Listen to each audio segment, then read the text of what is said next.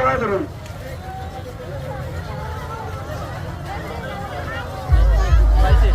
হ্যাঁ সামনে না আস্তে আস্তে যান। ঠিক আছে, খুব সুন্দরভাবে দোলনা দিয়ে আসছে আমাদের। এখন বাকি সময়টুকু অপেক্ষা করেন। জগন্নাথের কৃপা আমরা ঘুরে আসতে পারছি। আবার ভলিটা ডাউন করে দিতে হবে।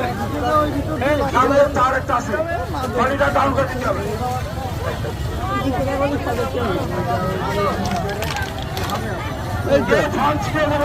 কি বান